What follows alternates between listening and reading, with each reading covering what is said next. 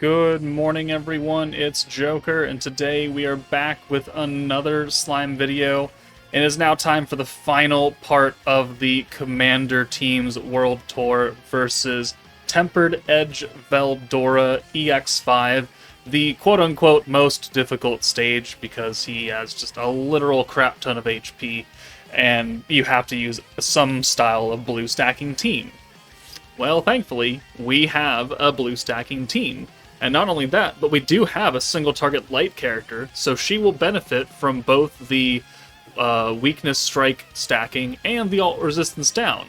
And, Diablo will still be, the true DPS because he's got the personal buffs and everything, but Hinata will also be able to do quite enough damage by herself, if we give her everything. So this stage should actually pose less of a problem than what I'd say maybe Clayman and the Earth stage for Leon and Velzard did, because they have very, very specific gimmicks you have to work around. Leon and Velzard being high damage, you need defense, or you just need to kill them very quickly, which we did.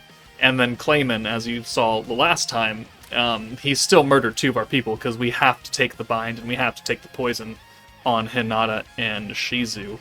Otherwise, we would have no orb changers up front. So here we have no problem. I mean, he nerfs crit. He does also kind of have physical defense until turn 8, which we are physical. But we don't care about crit. We don't care about pierce either. So we're going to be just fine. And turn 1 we can cover because Hinata can convert the two different colors. So let's just go ahead and jump in. This should not be too difficult by any means. Alright, so turn 1, like I said, we can bring Hinata in, and we can change both of those colors to blue, and this is just going to be 8 turns of stacking on both Diablo and Hinata. Shizu's ult, does have an effect on it, that's cool and everything. It doesn't really mean all that much. The triple hits are nice, though. We will get extra chip damage out of it, more so than what we get with, the Light 2.0 team that was actually built for this stage. And we got a good Hinata hand. Okay. We're looking good. So actually, no, we don't, because we can't change that, because we don't have enough friggin' points. Never mind. I'm a liar. Oh, man, I miss gauge increases. Okay, well, we can still send the Hinata orbs, I guess. Fine. We'll just work on it. Oh, we're doing 1 damage now, because he's got the defense and physical resistance. Those will drop off on turn 8 on the nuke, so we don't need to worry about it too much. And here, we'll use the Shizu convert, and then we'll just use Rimuru and keep it cheaper. So we'll take Shizu out of here. And boom, we'll bring Glenda in. Not that it really matters, she doesn't really have a good trait either. It's Diablo and Hinata that have the actual traits that we care about. Although Diablo, I think, is done. Or, well, Octogram Lumi, who's underneath Diablo, is now done with her using her trait. I wish there were more dark characters that gave turn 2 protection gauge. I wish there were space characters that gave it at all, to be perfectly honest with you, but hey, we can't have everything, can we?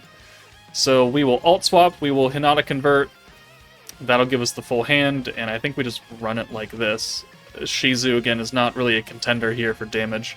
She's just going to give us that support and the extra 70% alt damage. But, overall, this team, while fairly boring and basic because it's a blue stacking team, they can only do so much to those to, increase the damage. All they do is increase the multipliers and, whatever buffs we happen to be focused on, whether it be crit, pierce, or synergy this time. They all play the same way.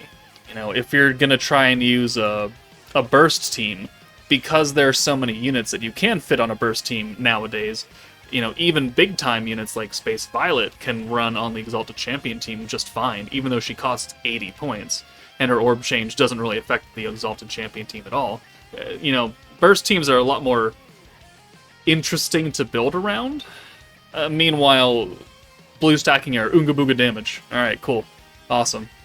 We've seen that. We've been seeing that in power creeping ways since Space 1.0, the original half anniversary. They haven't really changed except for how much damage they do, which, I do like seeing a lot of damage. Don't get me wrong. I love seeing great big damage numbers. However, there does come a point where it's like, are you gonna do anything else? Like, are we going to see anything new out of a blue team besides a burst version instead? I don't really know. The game, I think, has begun to get a bit stale in terms of team building. Unfortunately, I do have to recognize that. You know, the game certainly is not perfect in many, many ways. Don't get me wrong. I will never be like, this game is the best game ever. No, no. No game's the best game ever. Every game has problems. This game has a lot of problems. And I do want them to fix things. As far as how do you fix the current situation of team building and how the game plays overall, I don't really have a good answer for that, unfortunately. You know, we only have 3 colors of orbs. You know, we do have rainbow orbs. They could make that more of a thing, but that's just, you know, all 3 colors wrapped up into one bow. That's not too exciting. It is nice when units come out with it, sure, but man, I don't really know what they're going to do to spice the game up. You know, defense metas certainly are interesting, right? You know, Vengeance, when it came about, that was insanely groundbreaking and game-breaking, and it still remains pretty game-breaking to this day, unless you're in a fight that specifically nerfs it, and then you're kind of SOL. The idols came in, right? They needed a very specific team, but as long as you ran under its conditions, you literally cannot die. But at the end of the day, it is a stacking team. It is still just a normal stacking team. And then we have the burst teams. You know, we have Exalted Champions. Pretty good. Still kind of runs the same way. I do not like Tempest Elite. I do not like follow-up orbs. I've never liked that from Bride Mirren. It's very gimmicky. It's very situational. It's not really good for Jubilee normal stages because they don't give a crap about follow-up orbs because they're going to die to your nuke to begin with. So not really the most efficient way to do it. But, whatever. All right, and we're on turn 8. The physical buff is gone. The defense is gone. So we'll buff, and buff, and I guess we can orb change because we have enough points for it.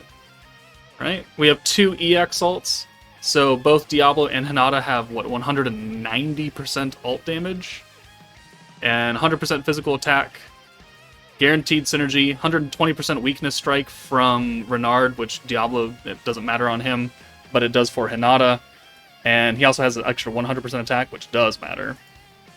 So, I mean, let's send Hinata first, see how much she does. And yeah, let's see how much she does.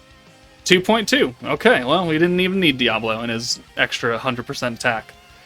There we go. It is not very difficult at all. We're also not even close to 8 minutes. I won't even try and push it for that and, try and get time. The point of the fact is, it's a blue stacking team. We have a lot of blue stacking characters. We have a lot of buffing units you can put on it as substitutions. If you have them, obviously I don't expect everyone to have Shizu and Diablo. There are many, many other characters you can put on. If you need help building a team, join the Discord. We got a bunch of people who can help you build it. But otherwise, that's it for me, guys. That is the World Tour for the Commander meta. Take it easy, and I'll see you all later.